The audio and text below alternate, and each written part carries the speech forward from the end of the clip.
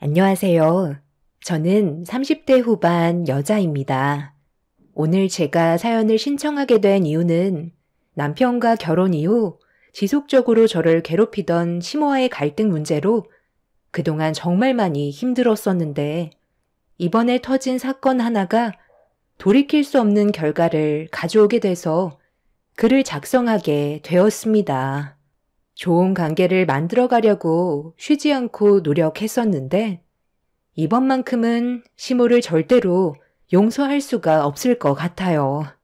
문제가 시작된 건 어느 날부터인가 음식물 섭취에 불편함을 느끼고 목소리의 변화가 찾아와서 처음에는 피곤해서 그런가 보다 생각하며 대수롭지 않게 느꼈었는데 시간이 지날수록 호흡하는 것도 힘들어져서 지속적으로 느낌이 좋지 않았어요.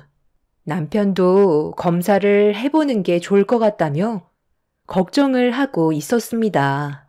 좀처럼 좋아지기보다 오히려 상황만 악화되어 가고 있는 것 같아 남편과 함께 병원을 찾아가게 되었고 그렇게 시작된 검사는 얼마 뒤 저에게 충격적인 결과를 안겨주고 말았습니다. 정말 예상하지 못했던 갑상선 암이라는 진단을 받게 되었던 거죠. 의사는 하루라도 빨리 치료를 받는 게 좋을 것 같다고 생각보다 상황이 심각할 수도 있기 때문에 시간이 없다는 말을 하셔서 저는 며칠 뒤 입원을 바로 하게 되었어요. 그리고 제 몸에 변화가 생기게 되자 양가 부모님의 귀에까지 들어가게 되었고 양가 집안 모두 제가 입원한 병실로 찾아오셨습니다. 부모님께서도 암이라는 사실에 많은 충격을 받으셨는지 치료받으면 괜찮아질 수 있냐고 물어보셨어요. 그런데 옆에서 엄마의 말을 듣고 있던 시모가 뭔가 불편하셨는지 한마디 하셨습니다. 아유, 뭘 그렇게 걱정하세요? 갑상선암은 암도 아니에요. 그냥 대충 절제해서 떼어내기만 하면 되는 거라. 회복도 빠르고 재발할 가능성도 희박해서 걱정할 필요가 없다는데 사도는 무슨 초상 난 것처럼 눈물까지 흘리세요?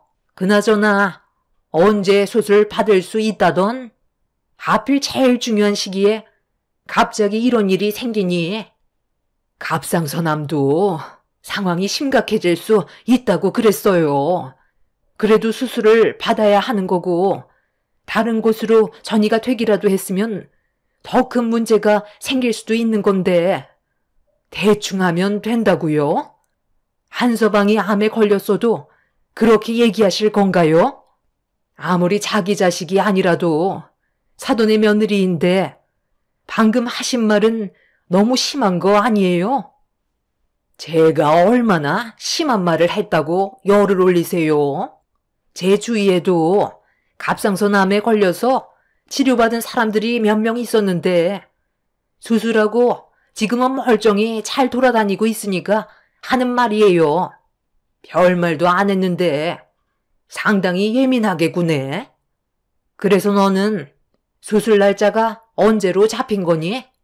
최대한 빠른 시일 내에 수술을 받아야 아이를 돌봐줄 거 아니야.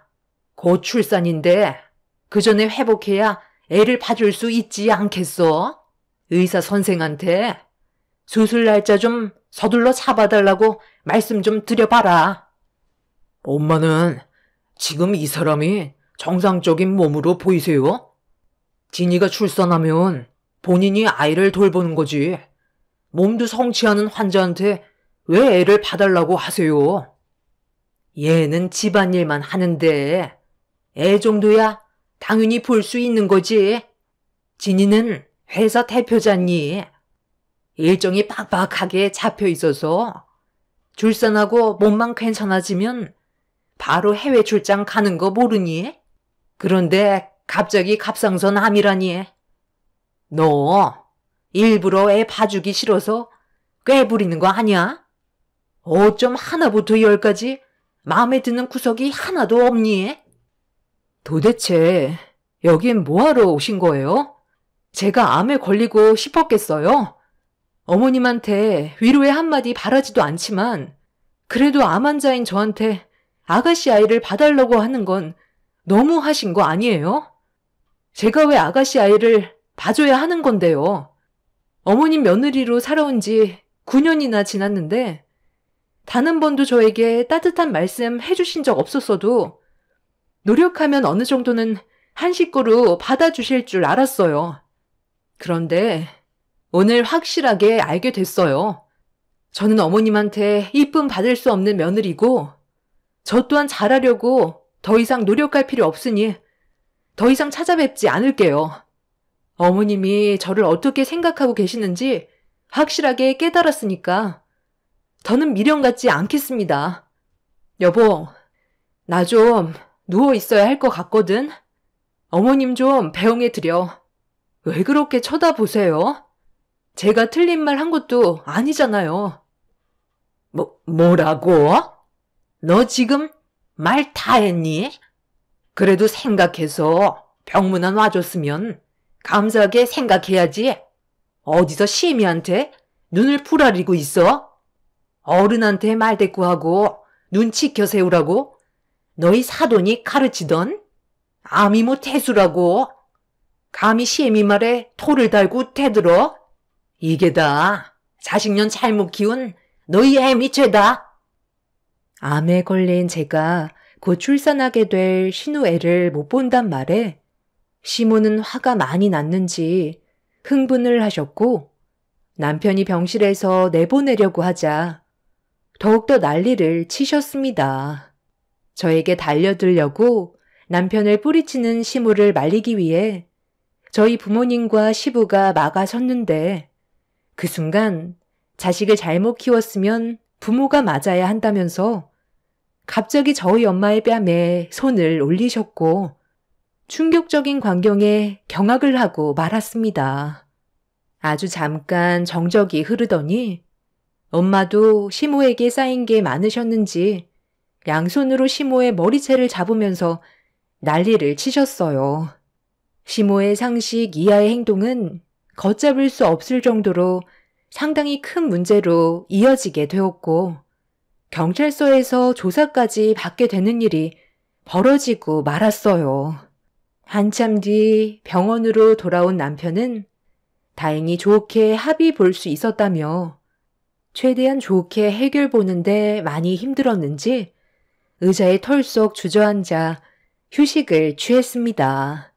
그런 사건이 있고 난 이후 불편한 마음을 가지고 저는 수술대로 올랐고 다행히 수술 경과는 좋았다는 말을 듣게 됐지만 몸에 발견되지 않은 전이가 있을 수도 있기 때문에 시간을 두고 지켜봐야 할 것 같다며 최대한 스트레스 받지 않고 규칙적으로 생활하는 게 좋을 것 같다면서 좀 더 상황을 보기로 했었죠. 그렇게 며칠 정도 더 입원하면서 회복 기간을 가진 뒤 퇴원을 했는데 남편의 도움을 받으면서 집에 도착하자마자 시모에게 전화가 왔어요. 너 퇴원했다며? 그럼 집에 들어가지 말고 잠깐만 우리 집에 좀 와봐라. 내가 너한테 줄 게 있거든. 전화로 설명하기보다 직접 얼굴 보고 얘기하는 게 좋지 않겠니? 쓸데없이 안 오겠다는 말을 꺼내는 것보다 좋게 얘기할 때 그냥 조용히 오는 게 일을 크게 벌이지 않는 방법이다. 저번에 내 성격 봐서 알잖아? 나도 태어난 너한테 물리적인 행동 하고 싶지 않으니까 일단 와서 얘기하자. 지금 출발하면 1시간 안에 도착하지? 나는 오래 기다리는 거 딱 질색이니까 고집 부리지 말거라. 집에 들어가려던 찰나 시모에게 전화가 와서 받았는데 이유도 알려주지 않고 시댁으로 오라는 말에 당황스러웠었죠. 솔직히 그냥 무시하고 싶었지만 병실에서 엄마와 한바탕 하신 이후 시모는 저를 대하실 때 좀 더 과격하게 변하신 것 같았어요. 무시를 한다면 감당할 수 없을 정도로 안 좋은 일들이 생기게 될 거라는 경고를 하고 계셨죠. 남편도 그런 시모의 성격이 불편했는지 제 눈치를 보면서 어떻게 할 생각인지 물어보았습니다. 이제 막 태어난 저한테 이상한 걸 시키지는 않을 것 같아 일단 무슨 이유 때문에 제 얼굴을 보자고 하시는지 들어보고 판단하는 게 좋을 것 같아 피해를 최소로 줄이고자 시댁으로 발길을 돌리게 되었죠.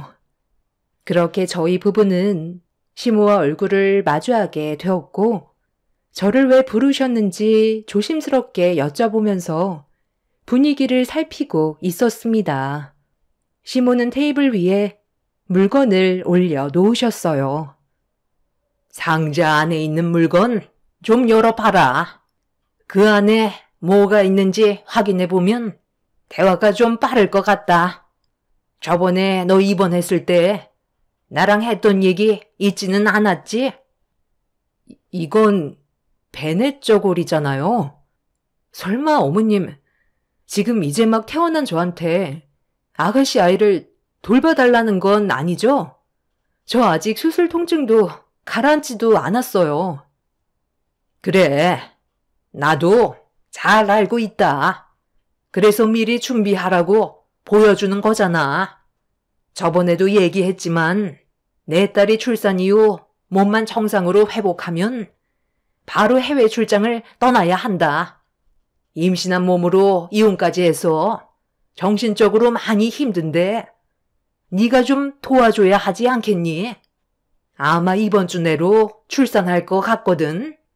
그러니까 너는 내일 짐 싸서 우리 집으로 와라. 그때 돼서 정신없이 준비하는 것보다 미리 적응을 해놔야 그때 허리발이 타지 않지. 그렇게 해줄 수 있는 거지? 엄마, 정말 끝까지 이러실 거예요? 저번에 안 된다고 말씀드렸잖아요. 이제 막 퇴원했고 수술 후유증으로 통증까지 있는 상황인데 어떻게 환자한테 애를 봐달라는 말을 하실 수가 있어요? 방금 하신 말은 못 들은 걸로 할 테니까 당분간 저희 찾지 마세요. 장모님이랑 엄마가 한바탕해서 이 사람이 지금 이 자리에 있는 것조차 많이 힘들 거라고요. 다시 한번 말씀드리지만 아이는 이 사람이 돌봐줄 수 없으니까 그만하세요. 그냥 엄마가 봐주면 되잖아요. 내가 이 나이에 육아를 해야 되겠니? 그래도 애미는 애를 둘이나 키워봤으니 능숙하게 뭐든 잘할 거 아니야. 괜히 시키겠어? 그럼 그렇게 하는 걸로 알고 있으마. 어머님, 그건 힘들 것 같아요. 저 지금 몸도 안 좋고 몸무게도 10kg나 빠져서 회복하는데도 시간이 걸리거든요. 병원에서도 절대 안정하라고 했어요.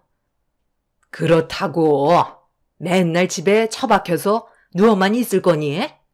내 아들 뼈 빠지게 일하고 있는데 너는 놀고 먹고 하겠다는 거야?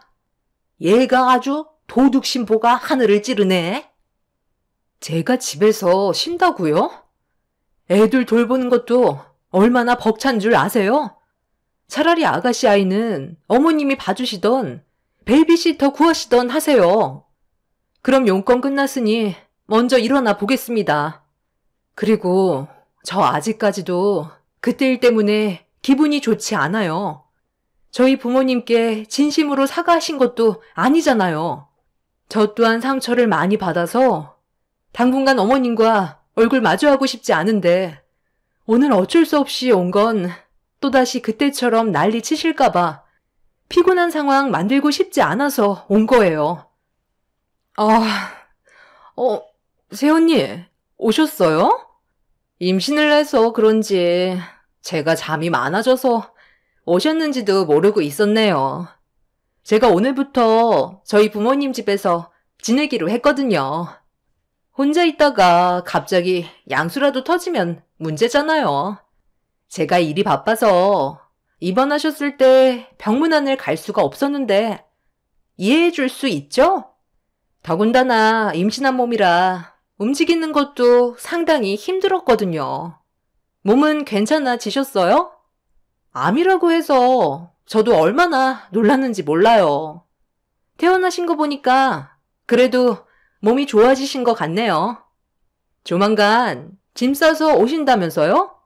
제가 일이 워낙 바쁘다 보니까 출산하고 몸이 회복되는 대로 해외로 나가야 하거든요. 언니가 저 대신 신경 좀 써줄 수 있죠? 방에서 신우가 자고 있었는지 문을 열고 나온 신우는 만삭의 배를 어루만지면서 저에게 부탁을 하고 있었어요. 그 모습을 보는데 기분이 별로 좋지는 않았었죠. 신우와 저는 사이가 별로 좋지 않았거든요. 신우 살이라고 들어보셨나요? 시모보다 신우가 저를 더 괴롭혔고 저와 시모의 중간에서 가까워지지 못하게 이간질했던 신우가 과거에 저한테 했던 행동들은 전혀 기억을 못하는지 아니면 알면서도 모르는 척 하는 건지 신우의 속마음을 알 수 없었지만 확실하게 알 수 있었던 건 신우는 저를 이용하려고 9년 동안 단 한 번도 느껴본 적 없었던 착한 모습과 말투로 저에게 부탁을 하고 있었습니다. 뱃속에 있는 아이가 스트레스를 받으면 안 되니까 최대한 조용히 얘기하는 듯 싶었지만 그 모습이 저에게는 전부 가식처럼 다가왔죠. 그 자리에서 신우에게 안 된다고 딱 잘라 말한다면 시모가 또 어떤 돌발 행동을 하게 될지 몰라. 일단 몸이 좋지 않았던 저는 쉬어야 할 것 같다며 대충 상황을 마무리 지은 뒤 남편과 함께 집으로 돌아왔어요.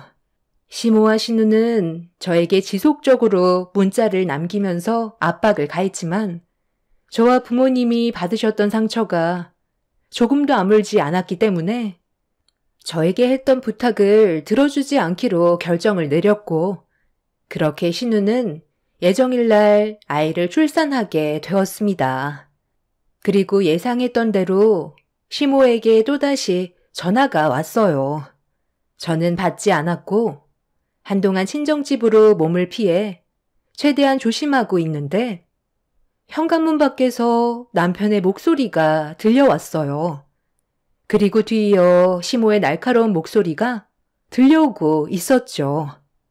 모자지간 싸우는 소리가 동네가 떠나갈 정도로 크게 울려 퍼졌고 상황이 심각해지는 것 같았는지 아빠가 현관문을 열면서 화를 내셨습니다. 지금 뭐 하는 짓입니까? 왜 남의 집 문 앞에서 소란을 피우시는 거예요? 당장 돌아가세요. 무슨 용건인지는 모르겠지만 사위가 사돈을 막으려 한 걸 보면 저희 집안에 안 좋은 영향을 끼치게 하려 했다는 건 확실하게 알 수 있을 것 같습니다. 경찰에 신고하기 전에 당장 돌아가세요. 어떠한 말도 듣고 싶지 않네요. 사돈 어른과 대화할 생각 없으니까 비켜주시죠. 예, 미야. 너 안에 있는 거 다 안다. 요즘 내 연락도 안 받고 거기서 뭐하고 있는 거니? 저번에 나랑 했던 말 기억 안 나는 거야? 내 딸이 출산했는데 오지도 않고 너무 섭섭하다 얘. 언제쯤 우리 집으로 들어올 생각이니? 얘기를 해줘야 준비를 할 거 아니야? 저번에 말씀드렸잖아요. 힘들 것 같다고요. 아가씨가 돈도 많이 버는데 도와주실 분 고용하시면 되는데 왜 환자인 저한테 무리한 요구를 하세요?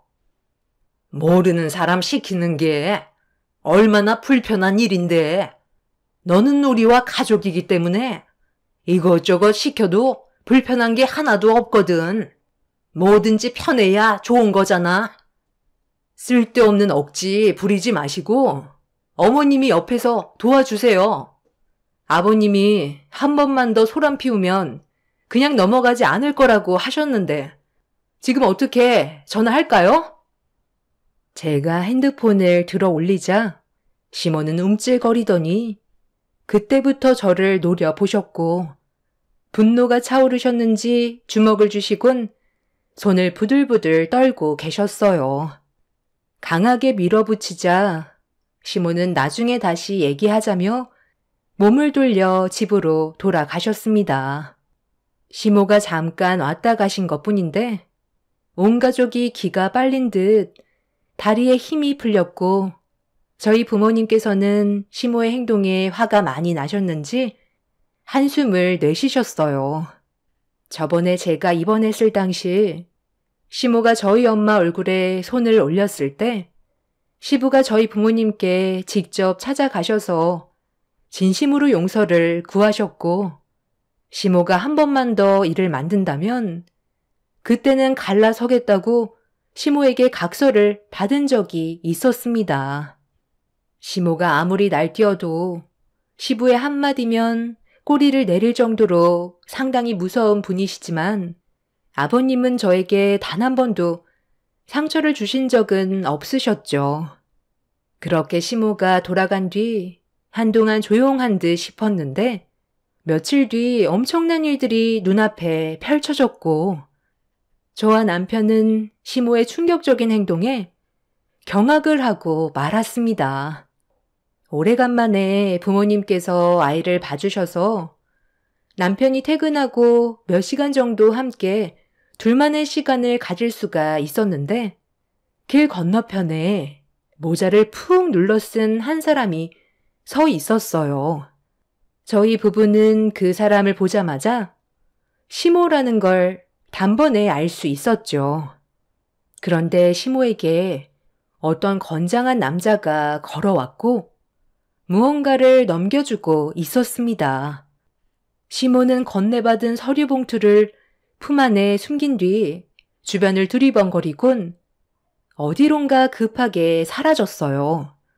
뭔가 느낌이 좋지 않다는 걸 알아챈 저희 부부는 남자를 뒤따라가게 되었고 남편이 그 남자를 세워 시모에게 건네준 서류가 뭐냐고 물어봤는데 대답을 해주지 않더라고요.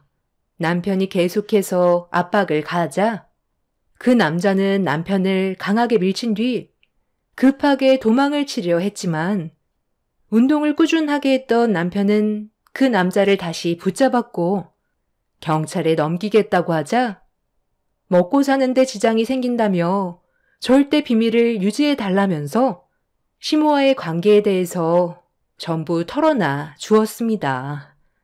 남편과 저는 너무 충격적인 말을 들어서 입을 다물지 못했죠.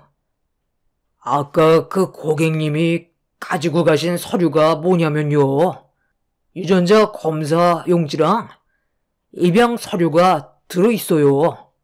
그분이 말을 잘 안 하셔서 저도 정확하게 말씀드리지 못하겠는데 어떤 남자분과 갓 태어난 아이의 유전자를 검사해 달라고 하더라고요. 그 남자분을 따로 만나기가 어려워서 그랬는지 아이의 머리카락을 주셔서 그 남자분을 미행한 다음 기회를 엿본 뒤 유전자를 검사할 수 있는 것들을 확보해서 하라는 대로 확인시켜 드렸거든요. 아마 따님분의 아이를 출산하신 것 같은데 저보고 유전자 검사 해달라는 분이 아이의 아빠 되시는 분이셨나 봐요. 그런데 유전자가 불일치로 나오더라고요.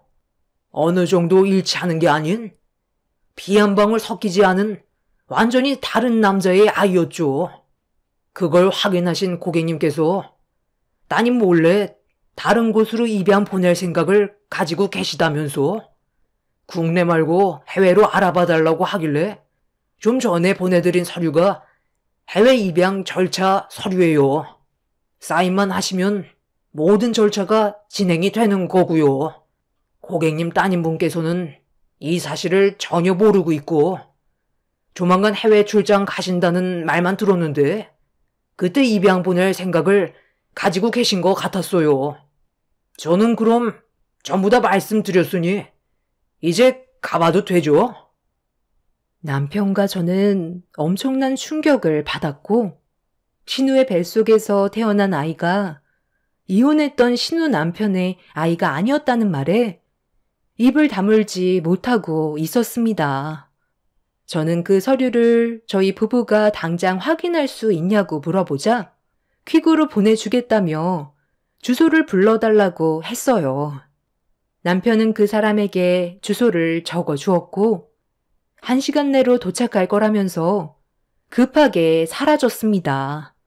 도저히 납득할 수 없는 일들이 펼쳐지고 있던 터라 당황해하고 있었는데 남편은 시댁으로 발길을 옮겼고 저도 그 뒤를 묵묵히 따라갔어요. 그렇게 저희 부부가 늦은 저녁 시간에 시댁에 방문을 하자 시부가 문을 열어주셨습니다. 시모는 아직 들어오지 않으셨는지 집에 없으셨어요. 신우는 아이를 돌보며 힘겨워하고 있었죠. 어디서부터 말을 해야 될지 몰라 난감해하고 있었는데 그 사이 시모가 집으로 들어오셨습니다. 너희들이 이 시간에 무슨 일이냐? 나랑 아예 인연을 끊어버린 줄 알았는데 갑자기 마음이 바뀌기라도 한 거니? 어차피 이제 너희들 도움 필요 없어졌다. 네, 그러시겠죠. 저희 가족들 몰래 엄청난 일을 꾸미고 계셨으니까요. 저희도 엄청난 충격을 받았는데 엄마도 당연히 충격을 받으셨겠죠. 그래도 엄마 혼자 모든 걸 선택하면 안 되죠. 어떤 상황인지 먼저 알아보는 게 우선 아니에요? 어떻게 그런 일을 저지를 계획을 가지고 계셨어요? 그만 연기하시고 솔직하게 말씀해 주세요. 네가 뭘 얘기하는 건지 엄마는 전혀 모르겠는데 쓸데없는 말 할 거면 그만 돌아가라. 나도 너희들 얼굴 보고 싶지 않다. 그냥 인연 끊고 살자니까. 어머님, 저희가 아까 길거리에서 어머님이 어떤 남자랑 마주하고 있던 거 보고 있었어요. 어떤 상황인지 전부 다 알고 있으니까 솔직하게 말씀하세요. 뭐야? 엄마, 지금 아빠 말고 다른 남자 만난 거야? 설마 바람 피운 건 아니지? 왜 말을 못하는데? 엄마 정말 아빠 두고 다른 남자 만나고 있었어? 너희들이 잘못 봤겠지. 내가 무슨 바람을 피워? 내가 그런 정신 나갈 짓을 할 것 같니? 나 피곤하니까 그만 돌아가라. 너희들이 안 가면 내가 방으로 들어가마. 지금 이게 다 무슨 말이야? 알아듣게 설명을 해야 될 거 아니야? 당신 아까 잠깐만 나갔다 온다더니 다른 남자 만나고 온 거였어? 이 시간에? 시모는 저희 부부가 한 말에 당황하셨는지 말을 이어가지 못하셨어요. 계속해서 방으로 들어가려고 하시길래 시부가 시모를 멈춰 세운 뒤 화를 내셨죠. 그리고 그 사이 시댁 초인종이 울렸고 킥이 왔다는 말에 남편은 현관문을 열었습니다. 퀵 배달 기사분은 김숙 씨 앞으로 온 퀵이라고 제 이름을 호명하길래 직접 서류 봉투를 받았어요. 뒤에서 저와 남편을 보고 있던 시모의 얼굴은 점점 사색이 되면서 식은땀까지 흘리자 시부는 뭔가 심상치 않은 일들이 벌어지고 있다는 걸 눈치채셨는지 제 손에 들려있던 서류 봉투를 확인하기 위해 손을 내미셨습니다. 그렇게 봉투 안에 있던 서류를 확인하는 순간 시부는 경악을 했고 바닥에 떨어진 서류를 주워 확인한 신우 또한 손을 떨면서 얼굴빛이 노랗게 변해버렸어요. 시부는 화가 많이 나셨는지 해명하라고 목소리를 높이셨습니다. 아유, 소리 좀 지르지 마요. 내가 다 해명하면 되잖아. 저 아이 조서방 친자가 아니에요. 그동안 우리도 속고 있었다니까. 다른 남자의 아이였다고. 왜 이혼했는지 어느 정도 대충 알겠는데 이 사실을 조서방은 모르고 있는 눈치였어요. 너 솔직하게 얘기해봐라. 이게 어떻게 된 거니? 왜 친자가 불일치가 나오냐고. 그래서 엄마는 지금 내가 해외여행 간 사이 나 몰래 입양 보내려 했던 거야? 내 의사는 조금도 물어보지 않고? 아니 어떻게 엄마가 나한테 그럴 수 있어? 그럼 네가 나한테 먼저 솔직하게 얘기를 했어야지. 조서방은 정말 모르고 있는 거야? 서로 성격이 안 맞아서 이혼을 하기로 했던 거였잖아. 그래, 다른 남자 아이야. 그 사람 아이가 아니라고. 성격이 안 맞아서 이혼한 것도 맞지만 나 다른 남자 생겼어. 그 사람이랑 결혼했을 때도 몰래 만나고 있었다고. 어차피 이혼했고 더는 상관없는 사이잖아? 이번에 해외 출장 다녀오고 나서 전부 다 설명하려고 했었다고.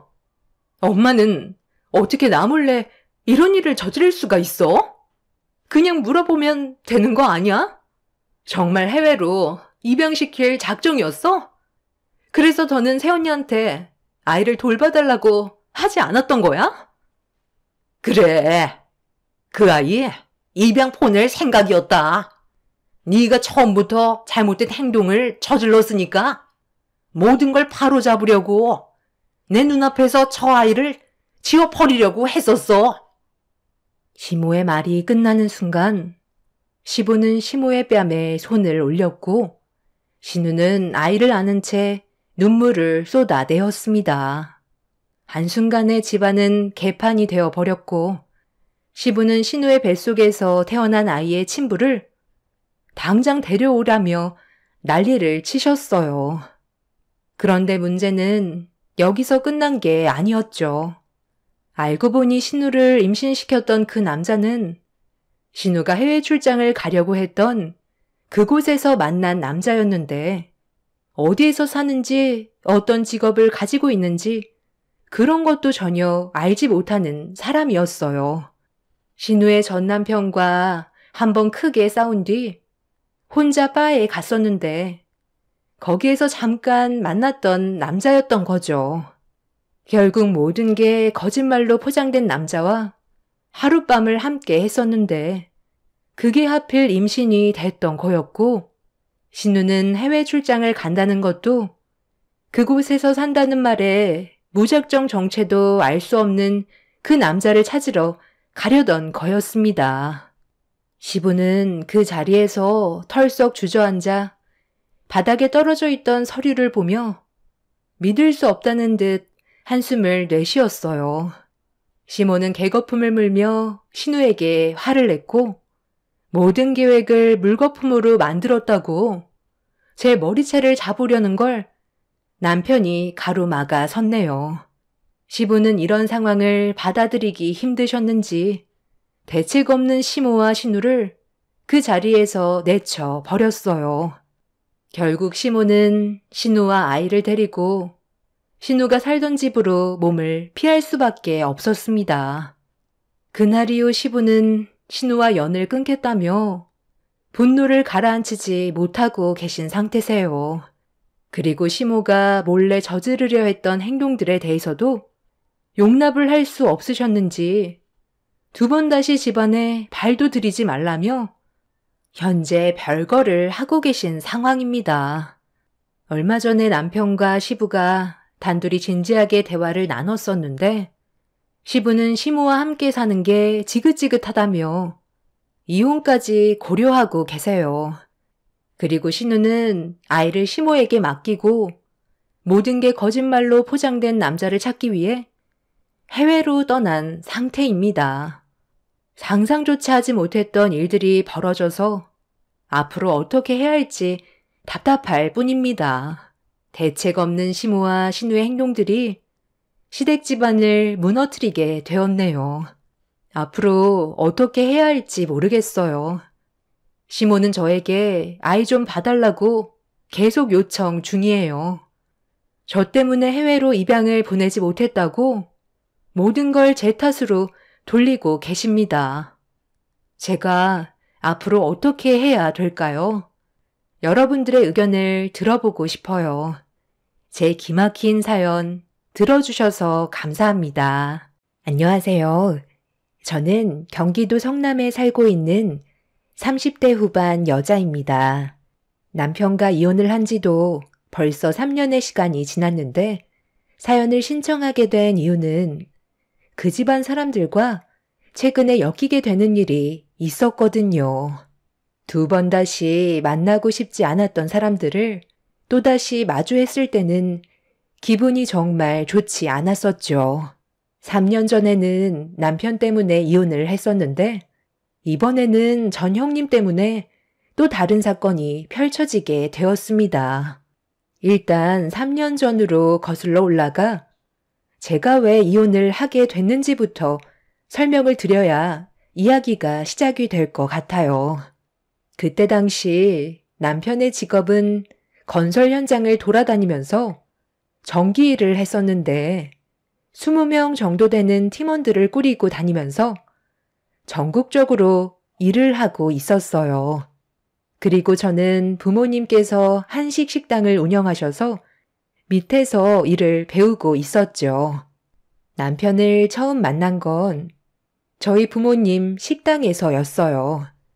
그때 당시 한창 바쁠 점심시간이었는데 갑자기 전기가 전체적으로 차단이 되어버려서 정전인 줄 알았는데 저희 식당만 전원이 내려가고 다른 건물들은 멀쩡해서 많이 당황했던 적이 있었어요.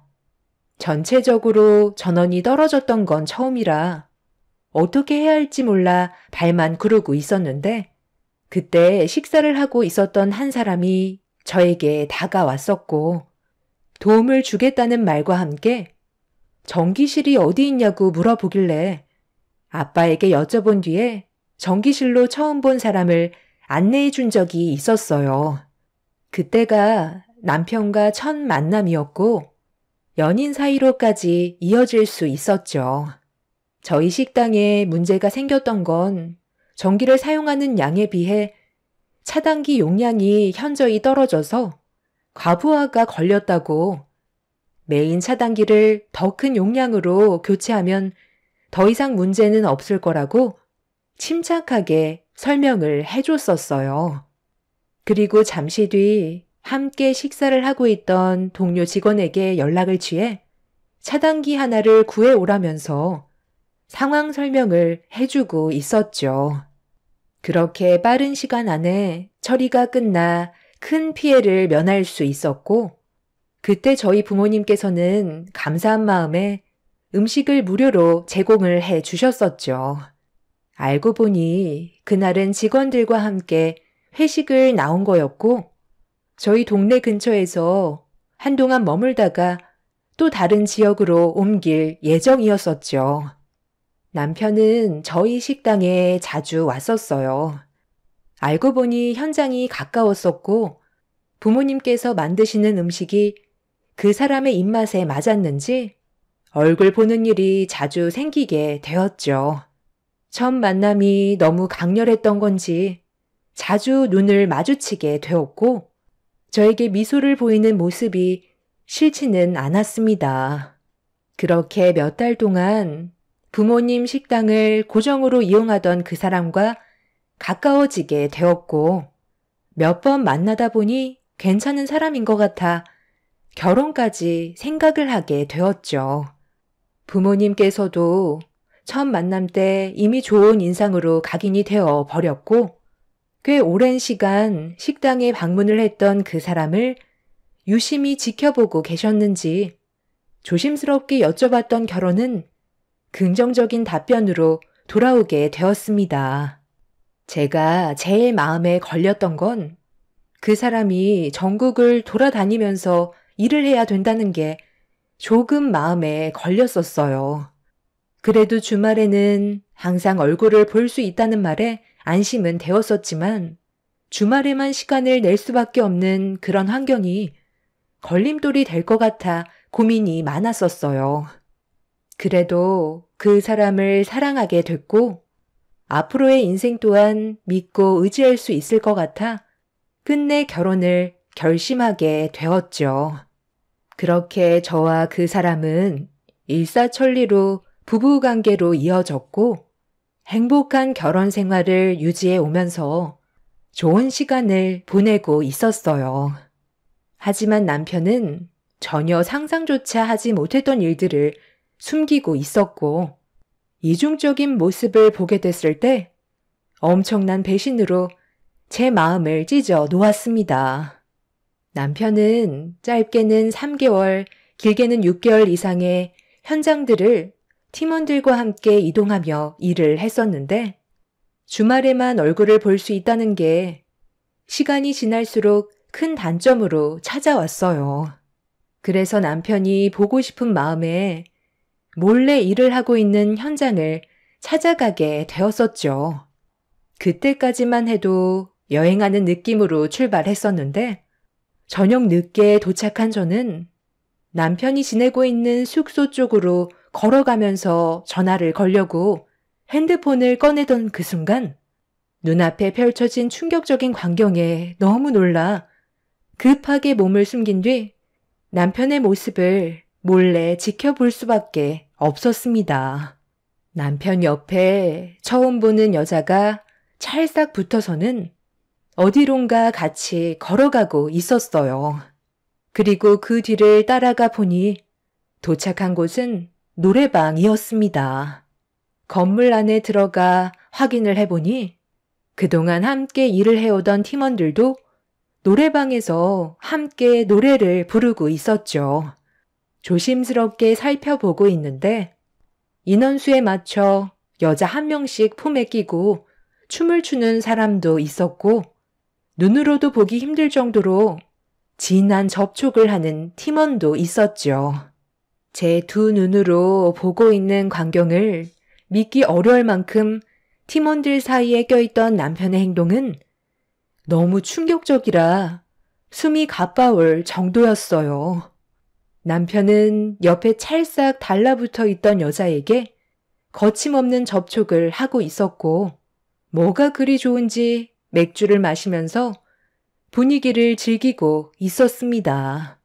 저는 단지 고생하는 남편한테 조금이라도 힘이 되어주려고 온 것뿐이었는데 상상조차 하지 못했던 모습을 보게 된 터라 하늘이 무너져 내리는 것 같은 느낌이 들었어요.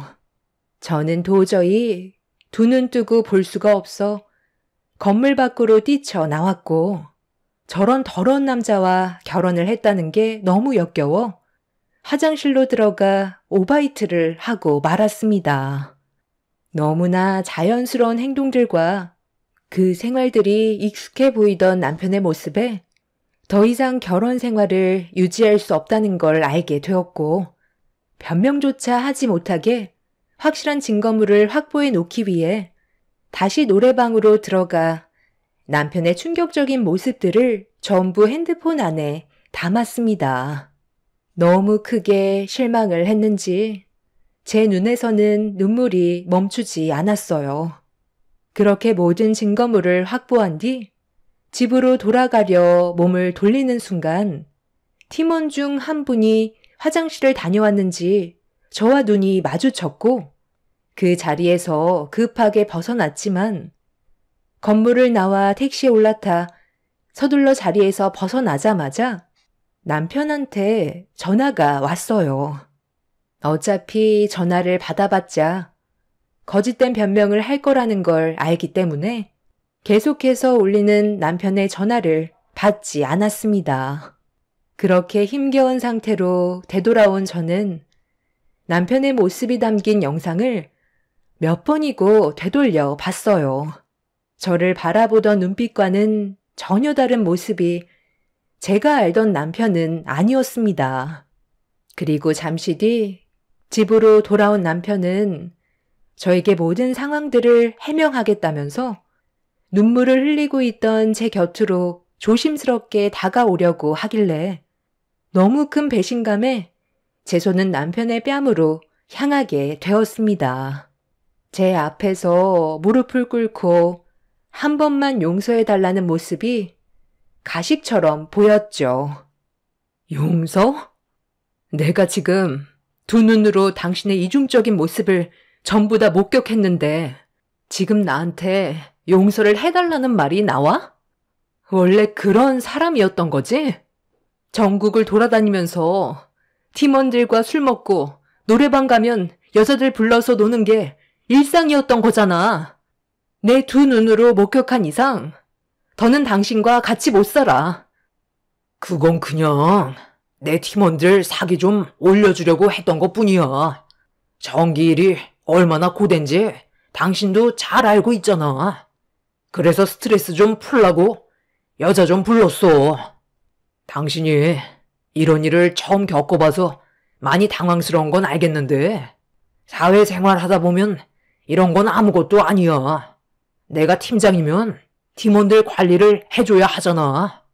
그래서 내 돈 들여가면서 팀원들 스트레스 풀게 해주는 건데 나는 그 자리에서 목석처럼 앉아 있을 수는 없는 거고 분위기도 좀 맞춰줘야 하니까 함께 했던 것뿐이야. 아주 잠깐 몇 시간만 즐기는 자리인 것뿐이라 너무 심각하게 생각하지 않아도 된다니까. 나는 오직 당신 하나뿐이고 일로 우리 관계가 멈춰지는 건 싫다고. 그럼 처음부터 잘하지 그랬어. 꼭 그런 식으로 놀아야만 스트레스를 푸는 거야? 나랑 만나기 전부터 그래 왔다는 건데 내가 몰랐으면 계속 이런 식으로 살고 있었을 거 아니야. 그리고 당신 팀원분들 중에 결혼하고 아이까지 가진 분들도 있지 않아? 그분들 와이프는 자기 남편이 노래방에서 여자 끼고 놀면서 여기저기 접촉하는 거 알고 있대? 내가 직접 연락처 알아내서 물어볼까? 총각이면 몰라.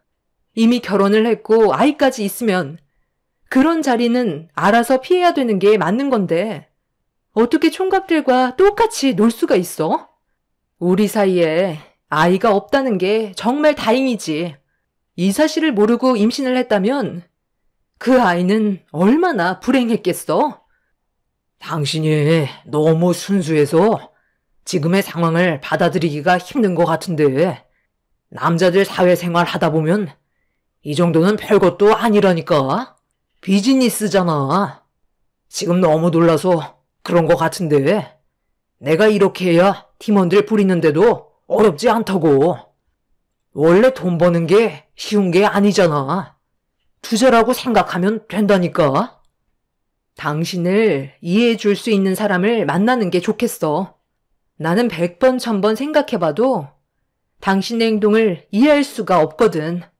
팀원들을 위해서 어쩔 수 없이 했다고? 그 사람들 중에 제일 즐기고 있던 건 당신 아니야? 눈빛 자체가 달랐는데 어디서 아니라고 계속 거짓말을 하는 거야? 더는 대화하고 싶지 않으니까 당장 나가. 그럼 내가 돈 내는데 그냥 지켜보기만 하라는 거야? 나도 스트레스는 풀어야 할 거 아니야. 이게 다 업무의 연장선이고 사람들 관리하려면 어쩔 수 없는 거라고. 제가 이해를 해주지 않자 남편은 오히려 목소리를 높여 저에게 화를 냈어요. 그 모습을 보고 있던 저는 어이가 없어서 더는 대화조차 섞고 싶지 않아 짐을 챙겼고 남편은 그런 저를 진정시키려 애를 썼지만 강하게 뿌리친 뒤 집 밖을 뛰쳐나오게 되었죠. 남편의 이중적인 모습에 양가 집안은 난리가 났고 부모님께서는 많이 실망하셨는지 저희 집에 찾아온 남편을 만나주지 않으셨습니다. 그렇게 며칠 동안 남편은 저와 이혼할 수 없다며 한 번만 용서해달라고 애원을 했고 저는 그런 남편을 받아들이기가 너무 힘이 들어 이혼을 결정하고 있었죠. 그리고 시부모님께선 상황이 점점 더 심각해지자 저와 대화를 원하셨어요. 네가 내 아들한테 많이 실망을 했겠지만 그래도 한 번의 실수는 봐줄 수 있는 거 아니니? 너를 진심으로 사랑하고 있다는 건 변함이 없는 거잖아. 남자들이 바깥 생활을 하다 보면 그럴 수 있는 거지. 그것 가지고 너무 일을 크게 만드는 것 같아. 나도 좀 불편하구나. 네가 연락 한 통 없이 불쑥 찾아갔었다며. 그렇게만 하지 않았어도 너희들 사이는 지금도 깨가 쏟아졌을 텐데 왜 쓸데없는 짓을 저질러서 이런 일을 만드는 거니? 남자들이 하는 일에는 참견하는 게 아니란다. 제가 이 사람과 이혼한다고 했을 때 어머님께서 탐탁치 않아 하시는 것 같아 증거물을 좀 가져왔는데요. 괜찮으시다면 한번 보시겠어요? 제가 왜 이렇게까지 하는지 영상을 보시면 더는 아무 말도 하지 못하실 텐데요. 노래방에서 있었던 일들, 그건 아무것도 아니었어요. 제가 어떻게 이 사람을 따라가게 됐는지 아세요? 처음에는 처음 본 여자와 찰싹 붙어서 걸어가는 모습만 봐서 너무 충격을 받아 그 뒤만 따라갔었거든요. 그런데 노래방에서 충격적인 모습을 보고 건물 밖으로 튀어나와 집으로 돌아가려는 길에 보니까 남편이 왜 그 여자와 단둘이 걸어가고 있었는지 그게 의심스럽더라고요. 그런데 노래방 건물 앞에 몇 개 호텔이 있던 게 기억이 나서 설마 하는 마음에 다음날 이 사람을 목격했을 때의 시간을 기준으로 몇 군데의 호텔에 들어가 관계자분께 부탁을 해서 CCTV를 확인해 봤거든요.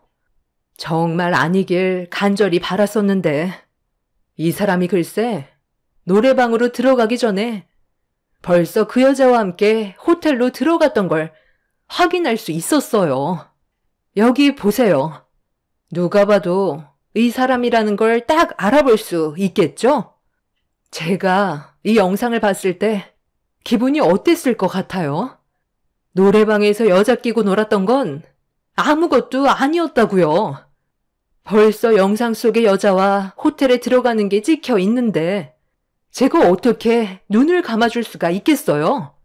직업상 전국으로 돌아다니면서 일을 하는 사람인데 이런 적이 한두 번 있었겠어요? 제가 봤을 때 옮겨 다닐 때마다 이런 식으로 생활했을 것 같은데요. 동서, 지금 너무 흥분한 것 같은데 일단 좀 진정하는 게 좋겠어. 남자들이야 사회생활 하다 보면 어쩔 수 없이 해야 될 일들이 있는 거라고. 서방님이 뭐라고 했어? 팀원들을 관리하기 위해 어쩔 수 없이 투자를 하는 거라잖아. 당근을 줘야 채찍을 휘두를 거 아니야. 그런데 정작 서방님이 받는 스트레스는 누가 풀어줄 수 있겠어? 리더라고 모든 걸 속으로만 삭히고 모든 짐을 짊어질 수는 없는 거거든. 서방님도 사람이야. 똑같이 힘든 입장이라고. 남들이 즐겁게 놀고 있는데 서방님은 안 놀고 싶었겠어? 동서가 두 눈으로 안 봐도 될 일을 연락도 없이 몰래 가는 바람에 보게 된 거잖아. 그래서 지금의 사태가 벌어진 거고. 그러니까 동서한테도 잘못이 없다곤 할 수 없는 거야. 서방님이 다른 여자들한테 몸은 좋겠지만 마음은 주지 않았으니까 이혼을 하지 않겠다고 매달리는 거 아니겠어? 우리 더는 일을 시끄럽게 만들지 말자. 동서도 지금까지 살아오면서 흠집 하나 없는 건 아니잖아. 남자들은 다 그래. 원래 우리 그이도 지금 해외 출장 떠난 지 6개월 정도 됐는데 거기에서 누굴 만나는지 나도 그건 알 수 없잖아. 그냥 믿고 기다리고 있는 것뿐이라고. 결혼했으면 서로 믿고 그냥 살면 되는 거야. 사랑해서 여기까지 온 거면 끝까지 믿어주는 게 좋지 않겠어? 이혼은 신중하게 생각하고 결정해. 둘이 얼마나 살았다고? 벌써 이혼이야? 그럼 형님은 아주버님이 해외 출장 가서 다른 여자를 만나고 그런 생활을 해도 다 이해해 준다는 거네요. 그럼 형님이나 그렇게 천년만년 이해하고 사세요. 지금 제 입장이 아니니까 그렇게 쉽게 얘기하는 것 같은데 사람마다 받아들이는 기준이 달라요. 형님이 아무렇지도 않게 지나갈 수 있다고 생각하는 것들이 저는 받아들이기 힘들 정도로 크게 다가올 수도 있는 거라고요. 다들 제정신이 아닌 것 같으니까 더 이상 대화하지 않겠습니다. 여기 이혼 서류 있으니까 나머지 작성하고 내일 법원으로 나와. 별것도 없는 집안 주제에 자존심은 있어가지고 혼자 깨끗한 척은 다 하고 있네. 동서는 서방님 만나기 전에 다른 남자 안 만났어? 그동안 살면서 혼전순결을 지킨 것도 아니고 할 것 다 해왔었으면서 엄청 순결한 척한다. 보면 동서 같은 여자들이 나중에 더 바람 피우고 남자에게 환장하던데? 시모도 대화 자체가 통하지 않았지만 형님은 상상 이상의 성격을 보여주고 있었어요. 더는 상대할 가치가 없어 보여 남편한테 이혼 서류를 던져준 뒤 시댁에서 나오게 되었고 저희 부부는 결혼한 지 1년 만에 각자의 길을 걸어가게 되었습니다. 정신적인 피해 보상과 어느 정도의 위자료를 받고 끝내긴 했었지만 저는 남편한테 진심으로 사과를 받고 싶었어요. 하지만 남편은 저와 이혼을 하게 되면서 온갖 욕설과 입에 담지 못할 말들을 퍼부으면서 저에게 끝까지 상처를 주었었죠. 그렇게 저희 둘은 좋지 않은 마무리를 하게 되었고 저는 부모님 식당에서 일을 하면서 다시 일상으로 돌아갔었죠. 정신없이 살다 보니 어느새 3년의 시간이 흘러버렸고 그동안 전 시댁 식구들과 마주친 적은 단 한 번도 없었어요. 과거의 아픈 기억들이 잊혀갈 때쯤 어느 날 제 눈앞에 반갑지 않은 한 사람과 마주하게 되었습니다. 전 형님이 몇 명의 사람들과 함께 저희 부모님 식당을 지나가고 있었어요. 저는 그때 미화복을 입고 식당 주변을 청소하고 있던 터라 꼴이 말이 아니었었죠. 항상 식당 주변을 깨끗하게 유지해야 오시는 손님들께 좋은 인상을 줄 수 있기 때문에 식당 주변 청소는 한가해질 때면 습관처럼 해오던 일이었어요. 그런데 그 모습을 전 형님이 보게 되었고 함께 걷고 있던 일행들에게 제가 듣지 못하게 수군거리며 깔깔대고 있었습니다. 기분이 좋지 않았지만 그냥 무시하고 할 일을 하고 있었는데 전 형님이 저를 보며 걸어오더니 비웃으면서 상처되는 말을 거침없이 뱉어댔어요. 그때나 지금이나 달라진 건 하나도 없네. 아직도 이런 미화복 입고 식당 주변을 청소하고 있는 거야? 딱 꼴을 보니 이혼하고 지금까지 혼자로 지내왔었나 봐.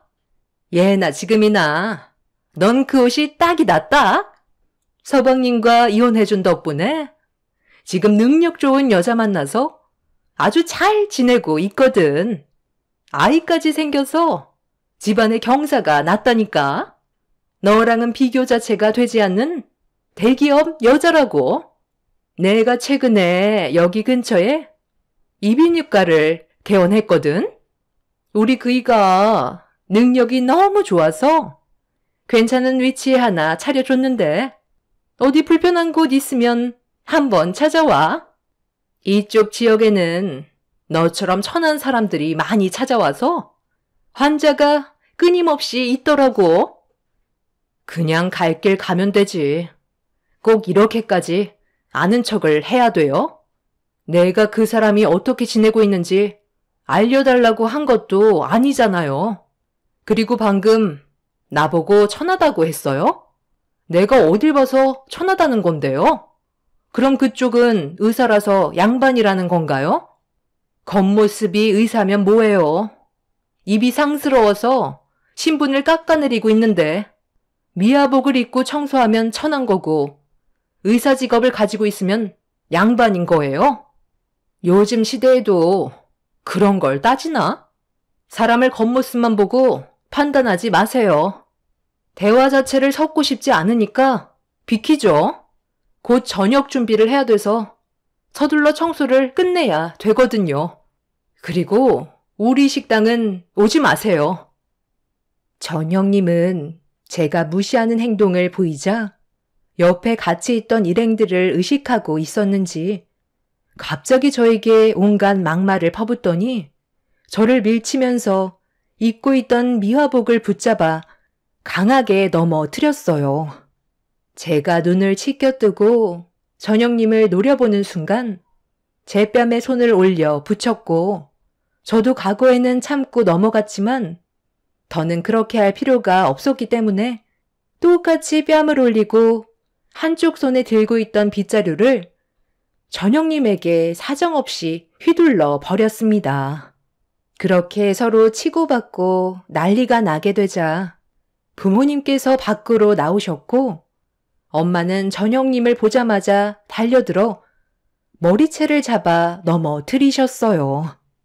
그렇게 서로 만신창이가 되어버린 상태에서 법적인 문제까지 나오게 되자 전형님은 저희 가족에게 삿대질을 하면서 사람 잘못 건드렸다고 어디론가 전화를 걸었고 잠시 뒤 도착한 외제차 차량에서 내린 한 사람은 3년 전에 전 남편과 결혼 생활할 때 잠깐 뵀었던 시숙이었습니다. 전형님은 자기 얼굴을 보여주면서 저희 가족을 절대로 용서해주지 말라며 분노를 표출하고 있었습니다. 저도 전 시숙에게 모든 상황들을 설명해 주면서 억울함을 호소하고 있었는데 그 순간 시숙의 손이 흥분을 가라앉히지 못하고 있는 전형님의 뒤통수를 강하게 후려치면서 병원문 닫기 싫으면 저에게 싹싹 빌라고 제가 아닌 전형님에게 화를 내고 있었습니다. 시숙의 예상치 못한 행동에 당황한 형님은 목소리까지 떨리면서 많은 사람들이 보는 앞에서 창피를 당해 결국 억울하다며 눈물까지 보이고 말았어요. 그 모습을 본 시숙이 한마디 하셨어요. 당신이 지금 상황 파악이 안 되는 것 같아 보이는데 내가 오늘 어디를 다녀왔는지 알아? 이 사진을 보고도 너를 도와줄 거라는 착각을 하는 건 아니지?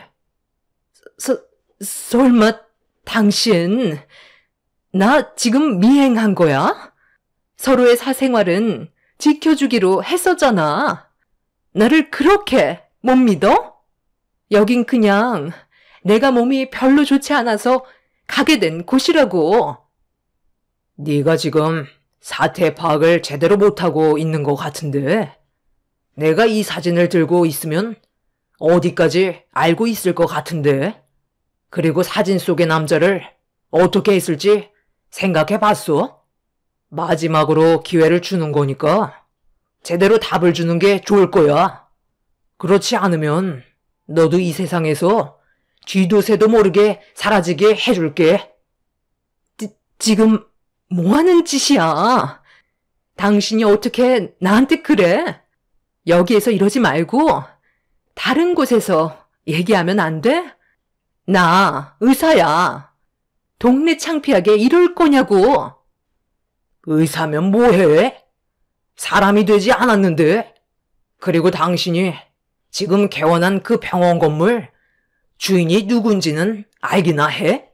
저기 재수 씨 부모님이 소유하고 계신 건물이라고. 뭐라고? 내가 지금 개원한 병원이 저분의 소유로 된 건물이라고? 말도 안 돼. 이깟 식당을 운영하면서 어떻게 건물주가 될 수 있어? 그 건물이 얼마나 큰데? 당신 지금 사기당한 거 아니야? 저 사람들 꼴을 봐봐. 절대로 돈이 많아 보이지 않는 모습이라고. 누가 봐도 입에 겨우 풀칠할 것처럼 보이는 사람들인데 어떻게 건물주가 될 수가 있어? 그래서 지금 나보고 어쩌라고? 내가 사과하길 바라기라도 하는 거야? 의사인 내가 이런 하찮은 인간들한테 왜 용서를 구해야 되는데? 지금부터 상황 파악 제대로 하는 게 좋을 거야. 어디까지 갔어? 솔직하게 얘기해. 당신이 진실이 아닌 거짓을 얘기하는 순간 앞으로의 인생은 끝나게 될 줄 알아. 시숙의 직업은 변호사로 거의 해외 기업들을 담당해주는 높은 위치에 있는 사람이었어요.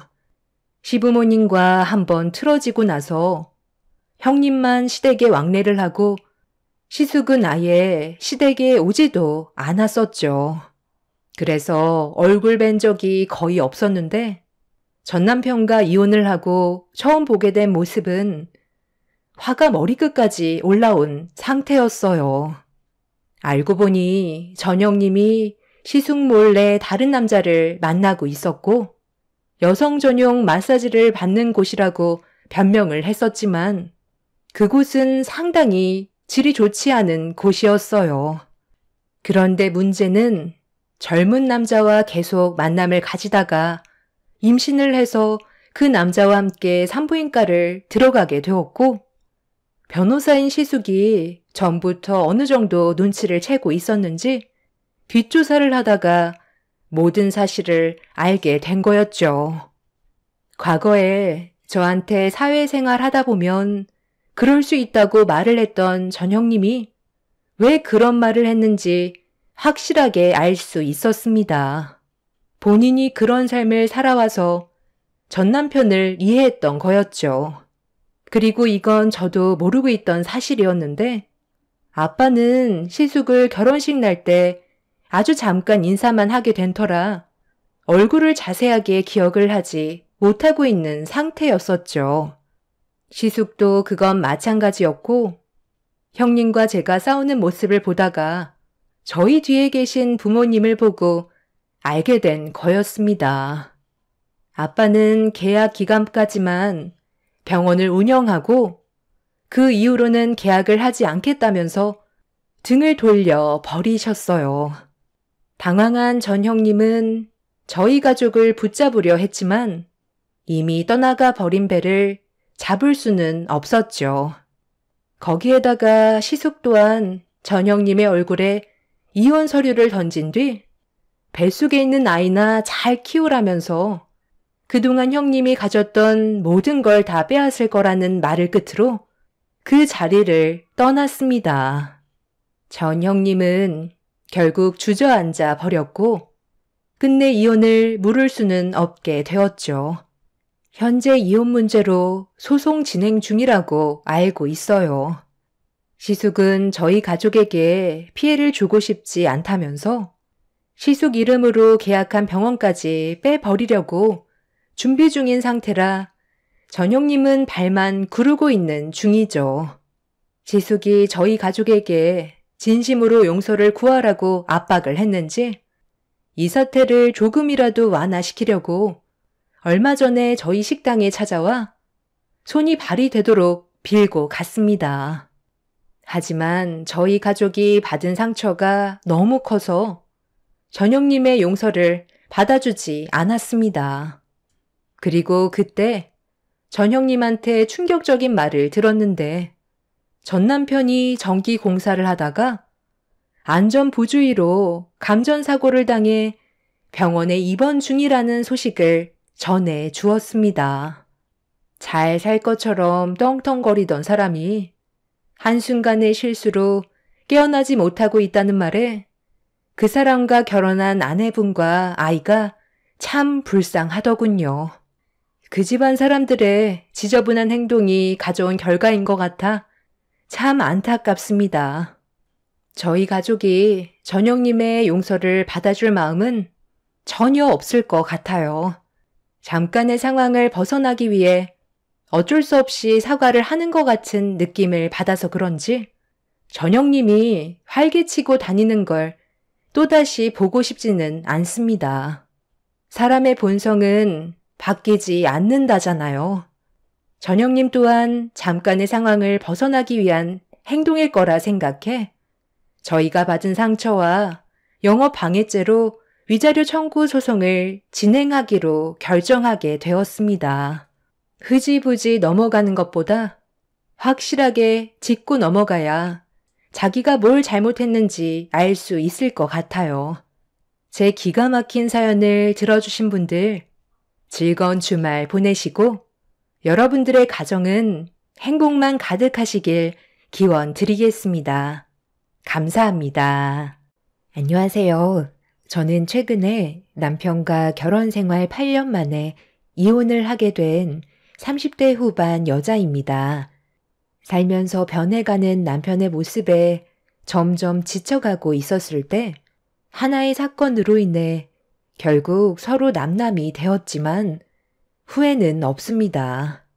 남편과 처음부터 문제가 시작된 건 아니었어요. 그렇다고 좋은 관계를 유지해 오던 것도 아니었지만 크게 싸우는 일 없었고 서로에 대해 존중해 주면서 살아왔었는데 작년에 시모의 몸에 문제가 생기면서부터 남편과의 갈등이 커져가기 시작했어요.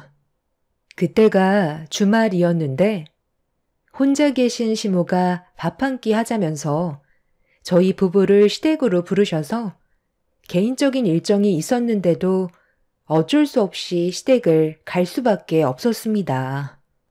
이 문제로 서로에 대한 감정이 제일 많이 안 좋아졌었어요.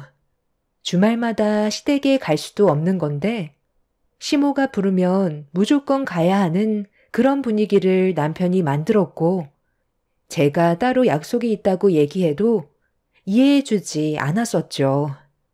시모가 혼자 계시다 보니 남편은 항상 신경이 쓰인다면서 같이 가주길 원했었어요.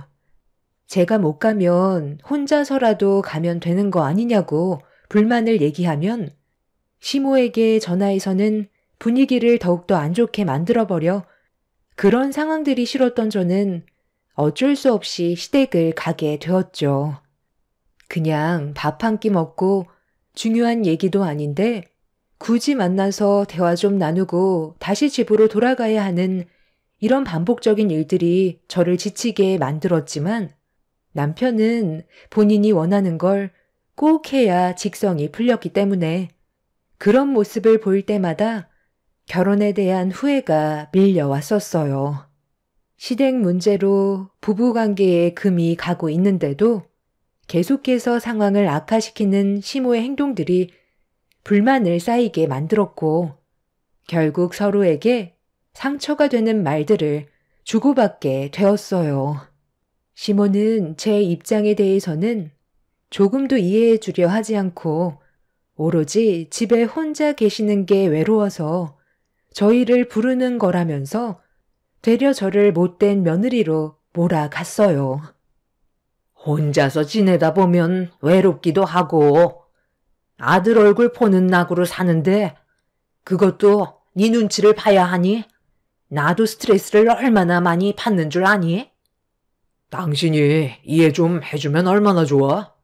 이왕 오는 거 좋게 웃으면서 오면 이런 분위기가 만들어질 필요도 없고 얼굴을 붉히지도 않아도 되는데 그거 이해 못해줘서 상황을 안 좋게 만들어야 속이 후련해? 내 주위 사람들 보면 마누라가 알아서 주말만 되면 시댁에 가자고 먼저 얘기 꺼낸다는데 당신은 어떻게 단 한 번도 그런 적이 없어? 항상 억지로 끌려다니는 것처럼 행동하잖아. 부부가 된 지 몇 년째인데 아직까지도 이걸로 감정이 상해야 되는 거야? 정말 말 이상하게 하네. 누가 보면 내가 엄청 나쁜 며느리인 줄 알겠다. 그러는 당신은 우리 부모님 집에 가자는 말을 먼저 꺼낸 적 있어? 나야말로 서운하지. 주말만 되면 어머님 집에는 항상 와야 하는 거고 우리 집에는 왜 가면 안 되는 건데? 우리는 부모님이 다 계시고 어머님은 혼자라서 그런 거라고? 그래도 어느 정도는 조율해서 맞춰야 되는 거 아니야? 왜 항상 나만 희생해야 되는 건데? 내 친구들은 남편이 알아서 친정 부모님 집에 가자는 말을 먼저 꺼낸다는데 당신도 그런 적은 단 한 번도 없었잖아. 그리고 개인적인 볼일이 있으면 혼자 오면 되는 거지. 왜 내가 굳이 따라와야 하는 건데? 나 없을 땐 밖에서 어머님이랑 단둘이 외식하면 되는 거잖아. 한 번 같이 안 오면 남자가 삐져가지고 며칠 동안 말도 안 하고 당신은 어머님 댁에 오면 그냥 앉아서 TV만 보고 있지. 손 하나 까딱하지 않고 있잖아? 그렇다고 우정이를 돌봐주는 것도 아니면서 바라는 건 엄청나게 많지? 당신이 이런 식으로 행동하니까 내가 더 오기가 싫은 거라고. 너는 셰미가 옆에 있는데 집안의 가장인 내 아들한테 말버릇이 그게 뭐니? 내가 보고 있는데도 큰 소리 치면 집에서는 아주 잡아먹으려 들겠다. 저는 외국 사람들과 대화하는 줄 알았어요. 의사소통이 벽이 생긴 것 마냥 시모와 남편은 제 입장에 대해서는 조금도 이해해 주려 하지 않았습니다. 오로지 본인들 생각만 할 뿐이지 배려는 눈꼽만큼도 없었죠. 참는데 한계가 오게 되자 저도 모르게 흥분해서는 거친 말이 입 밖으로 나왔고 서로에게 씻을 수 없는 상처를 만들어 버렸어요. 그렇게 한동안 안 좋은 감정을 가진 채 관계를 이어가던 어느 날 한동안 조용했던 남편이 주말이 오자 저에게 말을 걸어왔어요. 오늘 할 일 없으면 나랑 같이 엄마 집에 좀 다녀오는 게 어때? 엄마가 요즘에 몸이 좀 불편하다는 말을 자주 하셔서 신경이 좀 쓰이는데 당신이 같이 좀 가서 이것저것 도와주면 좋을 것 같은데 언제까지 이런 관계를 유지할 수는 없잖아. 하루 이틀 볼 사이도 아니고 하루라도 빨리 풀어야 하지 않겠어? 나 오늘 친정에 가기로 했어. 당신은 그게 문제야. 무슨 일이 있으면 나한테 미리 얘기를 하는 게 순서 아니야? 나도 다 계획이 있는데 그런 건 상관도 안 하잖아. 그냥 어머님 댁에 가자고 하면 내 일정은 어떻게 할 건데? 왜 이렇게 생각이 없는 거야? 오늘은 안 되니까 나중에 다시 얘기해. 당신 혼자 다녀와도 되잖아. 남편은 친정은 다음 주에 가라면서 강압적으로 저를 시댁에 데리고 가려 했어요. 또다시 제 입장을 생각해주지 않는 남편의 행동에 화가 치밀었고 얼굴을 붉히면서 안 좋은 말을 주고받게 되었죠.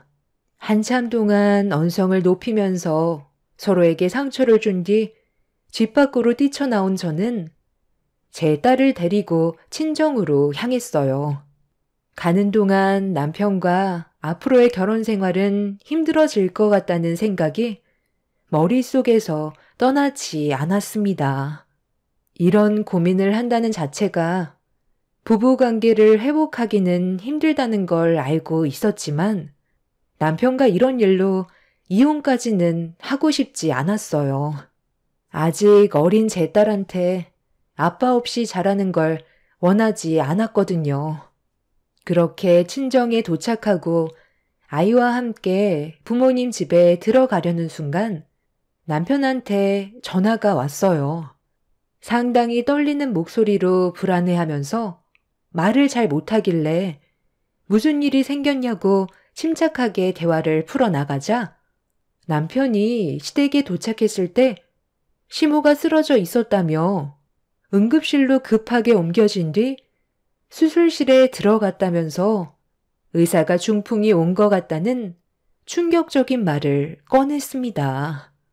시모가 쓰러지자마자 발견된 게 아니라서 심각한 장애가 생기게 될 것 같다는 진단을 받았었고 불안에 떨고 있었어요.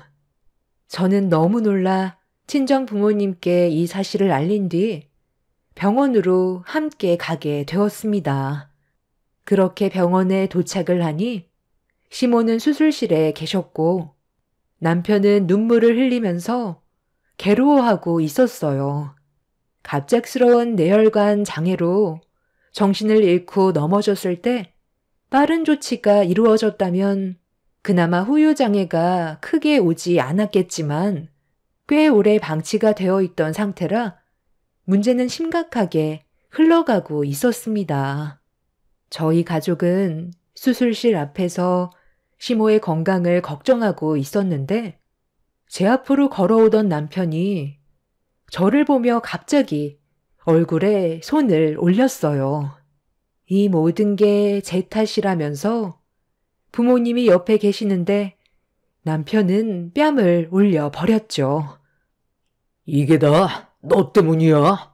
내가 가자고 했을 때 바로 따라왔으면 우리 엄마가 저 정도는 아니었을 거라고. 만약 문제가 심각해진다면 너도 가만두지 않을 거야. 자네 지금 이게 뭐 하는 짓인가? 네가 감히 내 딸의 얼굴에 손을 대? 오면서 대충 얘기를 들었는데 내 딸이 잘못한 건 하나도 없었는데 왜 남한테 탓을 돌려? 아무리 그래도 그렇지 우리 부모님이 옆에 계시는데 어떻게 내 뺨에 손을 올릴 수가 있어? 우리가 아무리 사이가 안 좋아졌어도 나는 어머님이 걱정돼서 곧장 병원으로 달려왔는데 이게 전부 다 내 탓이라고? 당신이 지금 나한테 한 행동이 어떤 의미인지 알고 저지른 거야? 나랑 이제 그만 끝내자는 거지? 너 같은 여자 필요 없어. 이 모든 게 다 너 때문에 벌어진 일이라고. 처음부터 우리는 아예 시작도 하지 말았어야 돼. 이기적인 당신 때문에 우리 엄마가 병원에 누워 계시는 거라고. 더는 함께하고 싶지 않으니까 당장 이혼하자. 그리고 다시는 만나는 일 없었으면 좋겠어. 너를 평생 원망하면서 살아갈 거라고. 저는 남편의 막말에 뺨을 올려 붙였고 수술실 앞에서 언성을 높이면서 서로 얼굴을 붉히게 되었어요. 제가 뭘 잘못했길래 남편한테 뺨을 맞아야 하는지 이해를 할 수가 없었습니다. 아빠도 남편의 행동에 많이 놀라셨는지 화를 내셨고 이런 상황이 오자 저희 가족은 더 이상 병원에 있을 수가 없었어요. 엄마는 그냥 집으로 돌아가는 게 좋을 것 같다면서 하루빨리 이혼 절차 밟으라고 화를 가라앉히지 못하셨어요. 저희 가족은 결국 더는 병원에 있고 싶지 않아 집으로 돌아오게 되었고 남편은 수술실에 들어간 시모를 보며 오열을 하고 있었습니다. 그날 이후 어떠한 연락도 주고받지 않았어요. 저는 며칠간 고민을 해봤지만 하루라도 빨리 이혼을 하는 게 서로가 더 큰 상처를 받지 않을 것 같아 이혼 서류를 가지고 병원으로 찾아갔어요. 그렇게 병실 문을 열고 안으로 들어가니 시모가 누워 계셨고 남편이 그 옆에서 간호를 하고 있었습니다. 어두운 얼굴빛을 하고 있는 남편은 아무 말 하지 않고 시모를 쳐다만 보고 있었어요. 저는 조용히 시모와 남편 앞에 섰는데 병상에 누워 계시는 시모의 몸 상태가 상당히 심각해 보였습니다. 남편은 제 손에 들려있던 이혼 서류를 알고 있었는지 아무 말 없이 손을 내밀길래 건네주었고 상황이 별로 좋지 않기 때문에 조만간 다시 연락 주겠다면서 그만 나가주길 원했습니다. 그런 남편의 모습을 보니 안타까웠고 시모의 몸 상태가 많이 심각하냐고 물어보니 반신불수라는 말을 듣게 되었습니다. 더는 대화를 하고 싶지 않다길래 안 좋은 분위기를 만들고 싶지 않아 그 자리를 서둘러 피했어요. 그렇게 집으로 돌아온 저는 이혼 준비를 하기 위해 집안의 물건들을 정리하기 시작했습니다. 몇 시간 동안 그동안 생활했던 짐들을 한쪽으로 쌓아두고 있는데 현관문이 열리는 소리가 들렸고 남편이 집으로 들어왔어요. 제가 짐을 싸고 있는 모습을 가만히 보고 있던 남편이 입을 열었어요. 나랑 정말 이혼할 생각이야? 우리 엄마가 저렇게 누워 계시는데 너는 지금 머릿속이 온통 이혼으로 꽉 차 있냐? 이혼은 못 해주니까 그렇게 알아. 당신이 원한 거잖아. 그때 수술실에서 한바탕 난리 쳐놓고 이혼을 하지 않겠다는 말이 나와? 우리 부모님도 당신이랑 이혼하는 게 좋을 것 같다고 하셨어. 나는 이혼 못 해주니까 정하고 싶으면 소송으로 가던지 우정이를 아빠 없는 아이로 만들 거야? 그때는 내가 제정신이 아니었으니까 그런 거잖아. 그렇다고 내 뺨을 때려? 아무리 화가 나도 그건 잘못된 거라고. 그것도 우리 부모님이 보는 앞에서 내 뺨에 손을 올렸다는 건 용서받을 수 없는 행동 아니야? 어찌됐든 나는 당신하고 이혼할 생각 없으니까 이 서류 다시 가져가. 그리고 내일부터 병실에 누워 계신 우리 엄마 좀 살펴드려. 그렇게 해줄 수 있는 거지? 그 난리를 쳐놓고 당신 정말 철판 하나는 두껍다. 나보고 어머님 병수발을 들라고?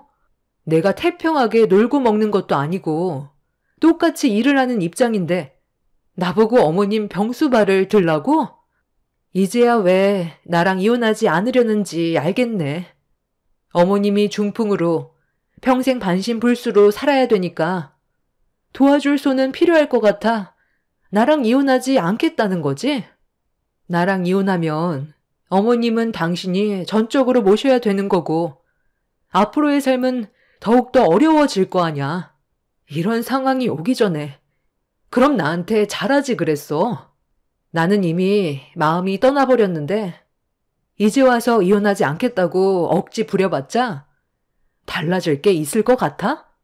당신이 이혼을 안 해주겠다면 나는 소송으로 갈 거고 이런 집안에서 우정이를 키울 바엔 차라리 우리 부모님 밑에서 안정적인 환경 안에 사는 게 아이가 성장하는데 훨씬 더 많은 도움이 될 거야. 그러니 나를 붙잡을 생각하지 마. 당신이 아무리 노력을 하려 해도 우리 관계 더는 좋아질 수 없어. 이 집은 공동 명의인 거 알지? 당신도 빠른 시일 내에 짐 다 싸놓고 준비하고 있어. 조만간 처분해서 재산 분할해야 되니까. 나도 우리 관계가 이렇게까지 될지 몰랐는데 당신의 이기적인 행동들 때문에 이런 결과를 만들게 됐다는 게 참 안타깝다. 그러니까 옆에 있어줬을 때 잘했어야지. 조만간 법정에서 보는 게 빠를 것 같네. 남편과 한 공간에 있는 것 자체가 싫었던 저는 서둘러 집을 나왔고 남편과의 이혼 소송을 준비하기 위해 변호사와의 상담을 시작했어요. 아무리 좋은 관계를 유지하려고 노력을 해봤자 결국 결과는 똑같아질 것 같아 더는 고민을 하지 않았어요. 그렇게 이혼을 하기 위한 준비를 하고 있었는데 하필 그 시기가 회사 일이 바쁜 시기였었죠. 문제는 출장까지 잡혀 있어서 아이를 엄마한테 맡겨야 했었고 3일간 지방에 있어야 되는 신세라 엄마의 도움을 받고 있었습니다. 아빠도 지방에서 일을 하셨기 때문에 주말에만 올라오셨는데 그 사이 문제가 생기게 되었고 저는 급하게 짐을 챙겨 회사의 사정을 얘기한 뒤 다시 서울로 올라갈 수밖에 없었어요. 엄마가 건강검진을 받으셨었는데 의사가 정밀 검사를 해보는 게 좋을 것 같다고 하길래 저와 아빠 몰래 혼자서 검사를 받으셨던 적이 있으셨고 그 결과를 제가 출장 갔을 때 듣게 된 거였죠. 병원에서 좀 심각하게 보셨는지 바로 수술 날짜를 잡아야 한다는 말에 엄마는 저한테 먼저 전화를 하셨던 거였어요. 아빠한테는 상황 설명을 하지 않았던 건 위험한 일을 하고 계셨기 때문에 혹시라도 사고가 날까봐 주말에 오셨을 때 알려주기로 결정하셨던 것 같아 보였습니다. 제가 병원으로 가기까지 시간이 좀 필요할 것 같아 어쩔 수 없이 남편한테 전화를 걸어 상황을 설명했어요. 미안한데 당신 오늘 바쁘지 않으면 우리 엄마 입원 수속 좀 도와줄 수 있어? 내가 병원으로 가는데 시간이 걸릴 것 같아서 당신이 도와줬으면 좋겠는데? 참네. 우리 엄마 병수발 드는 것도 힘들어 죽겠는데. 지금 나보고 장모님 입원 수속 도와달라는 게 말이 되냐? 어차피 이혼하겠다며. 네 엄마 일 네가 알아서 처리해. 당신 말 참 웃기게 한다. 우리 엄마가 그동안 당신한테 어떻게 했는지 뻔히 알면서 그런 말이 나와? 꼴의 사이라고. 그래도 그간 얼마나 많이 신경을 써줬었는데 어떻게 그럴 수 있어? 이제 곧 남이라고 아예 모른 척 하겠다는 거야? 우리 엄마 갑상선 암이래. 서둘러 수술 날짜 잡아야 하고 입원 수속 밟아야 한다고 했으니까 당신이 입원할 수 있게 옆에서 신경 좀 써줘. 어? 돈을 받아쳐 먹었으면 할 도리는 하라고 이 망할 놈아. 끝까지 밑바닥만 볼 거야? 돈은 돈이고 이건 다른 문제인데 내가 왜 움직여야 돼? 우리 엄마 간호해 드리는 것도 힘드니까 당신이 알아서 해. 입원 수속 급하게 할 필요 없잖아. 도움 필요할 때만 우리 집에 찾아와서 손 벌리던 놈이 그게 할 말이야? 네가 나 몰래 사고치고 우리 부모님한테 찾아가서 빌린 돈 이번에 이혼할 때 전부 다 받아낼 거니까 그렇게 알아.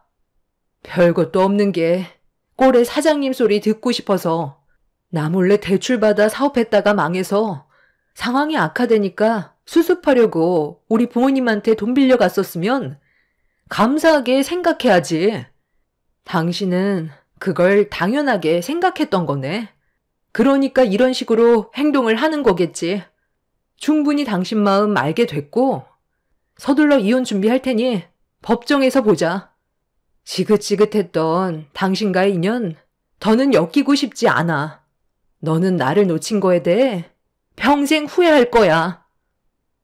엄마는 남편과 제가 전화한 사실을 모른 채 남편에게 전화를 했고 입원 수속 좀 도와달라고 부탁을 했었는데 정신 나간 남편이 저희 엄마한테 네 딸 노릇을 내가 왜 해야 하냐면서 막말을 퍼부은 뒤 끊어버렸고 그 말에 충격을 받은 엄마는 저에게 전화를 걸어 하소연하셨어요. 그동안 사이한테 해준 것들이 있는데 돌아오는 건 욕밖에 없다면서 상처를 크게 받으셨는지 괴로워하셨습니다. 그 말을 들은 저는 화가 머리끝까지 올라온 상태에서 남편한테 다시 전화를 걸었지만 제 전화를 받지 않았어요. 절대로 용서하고 싶지 않았고 그 사람과 함께한 세월들이 너무 큰 후회로 밀려왔어요. 남편은 자기가 어려울 때는 저희 부모님께 손을 벌려 도움을 받았으면서 다른 것도 아니고 암 때문에 수술을 해야 돼서 입원 수속 좀 도와달라고 부탁한 건데 남편은 되려 저에게 더 큰 상처를 주었습니다. 사람이 한도 끝도 없이 변해가는 모습에 더는 실망할 것도 없었어요. 결국 그날 서둘렀지만 병원에 늦게 도착하게 되었고 엄마 혼자 입원을 하셨습니다. 병실에 누워 계신 모습을 보는 순간 눈물이 왈칵 쏟아져 나왔어요. 그렇게 엄마의 얼굴을 잠깐 본 뒤에 학원에서 끝날 시간이 된 제 딸을 데리고 가려는데 학원 앞에 남편이 서 있길래 서둘러 내린 뒤 남편한테 달려갔어요. 딸이 나오자마자 남편이 데려가려 하길래 딸의 팔을 낚아챈 뒤에 남편의 어깨를 밀어버렸습니다. 남편은 제 딸에게 밥 한 끼 사주고 싶어서 온 거라며 같이 시간도 못 보내냐고 화를 냈어요. 제 딸을 남편의 곁에 두고 싶지 않아 그 말을 무시하고 차에 태운 뒤 병원으로 향하게 되었죠. 이런 모습을 딸에게 보여주고 싶지 않았지만 그 자리에서 몇 마디 대화를 더 나눴다면 아마 딸이 보는 앞에서 제 손은 남편의 얼굴을 향해 날아갈 게 뻔했어요. 그래서 그냥 무시를 했었고 그렇게 병원을 다시 도착해 엄마와 앞으로 어떻게 해야 될지 대화를 주고받고 있었는데 남편이 저를 뒤따라왔는지 병실 문을 열고 상황을 살피면서 들어왔어요. 화가 머리끝까지 올라온 저는 남편을 끌고 조용한 곳으로 데리고 간 뒤 참고 또 참았던 화를 터뜨리고 말았습니다. 흥분한 저를 남편은 묵묵히 지켜보고 있었죠. 여기가 어디라고 와. 가서 너희 엄마나 챙겨. 너 같은 놈을 그래도 사이라고 전화해서 도움을 요청했던 건데 어떻게 우리 엄마한테 그런 말을 할 수가 있어? 네 딸 노릇을 내가 왜 하냐고? 아무리 우리가 막장으로 가고 있다지만 이건 아니지 않아? 그래도 당신을 믿고 살아온 시간이 8년인데 어떻게 그럴 수 있는 거냐고. 내가 아까는 제정신이 아니었나 봐. 우리 엄마가 평생을 반신불수로 살아야 된다는 현실이 너무 막막해서 나도 모르게 그런 말이 나왔던 것 같아. 정말 미안해. 우리 아직 서류에 도장 안 찍었고 충분히 좋은 관계로 돌아갈 수 있어. 내가 장모님 옆에서 잘 챙겨드릴게. 그러면 되는 거 아니야? 그렇게 하면 당신 마음이 좀 풀릴 것 같아? 나도 회사 생활하면서 병원을 왔다 갔다 하니까 많이 지쳐서 그런 거니까 당신이 좀 이해 좀 해줘. 요즘 제정신이 아니라서 나도 많이 힘들어. 그런데 아까 병실 앞에서 들으려고 한 건 아닌데 장모님이 20억 점포를 인수한다고 하는 것 같던데 그 말이 사실이야? 나 예전에 사업 말아먹고 도와주신 이후로 아직까지 사업에 대한 미련이 남아있거든. 그리고 요즘 들어 사업을 해야겠다는 생각이 더 많이 들더라고.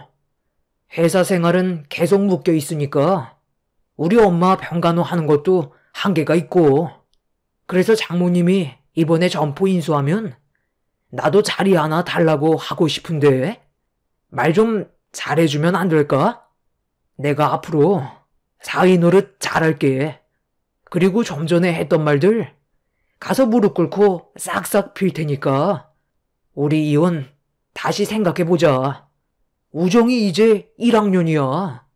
벌써부터 아빠 없는 아이로 만드는 거 죄를 짓는 거나 다름없다고.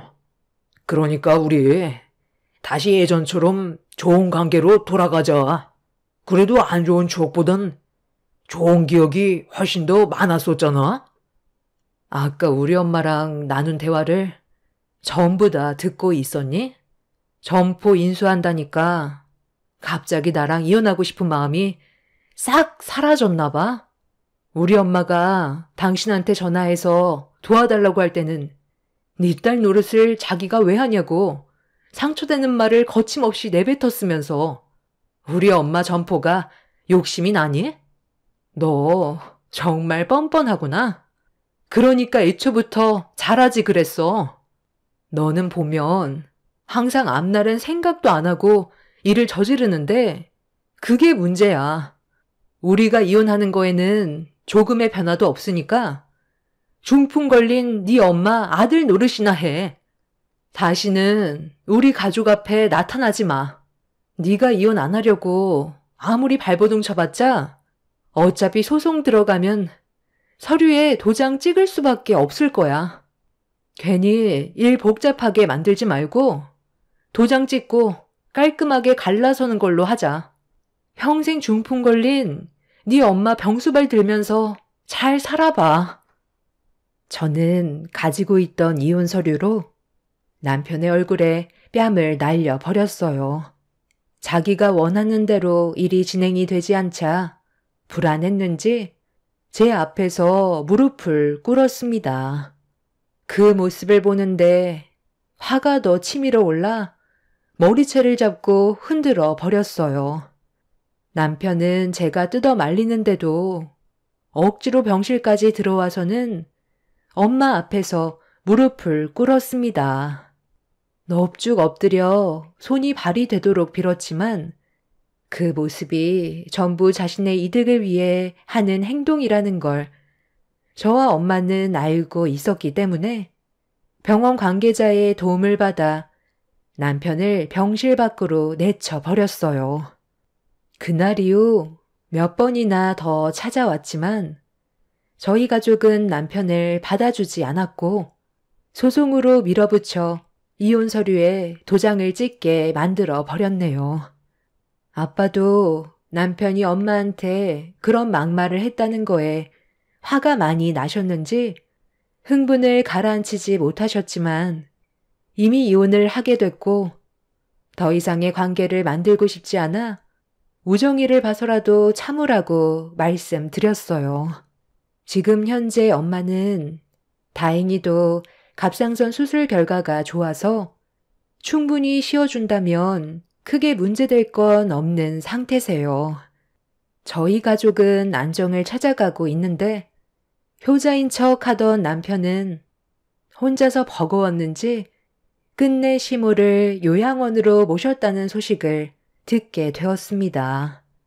자기가 모든 걸 다 책임질 것처럼 행동하더니 저와 이혼을 하고 여러 가지로 힘들어지니 시모를 요양원에 바로 보내는 모습을 보니 전 남편이 어떤 사람이었는지 더욱더 확실하게 알 수 있었어요. 함께 살아온 세월이 적진 않았지만 지금이라도 헤어진 걸 다행으로 생각하며 앞으로 더욱더 열심히 살아가려고요. 제가 잘 돼야 그 사람이 더욱더 배가 아프지 않겠어요. 제 긴 사연을 들어주신 분들의 가정에는 행복만 가득했으면 좋겠습니다. 감사합니다.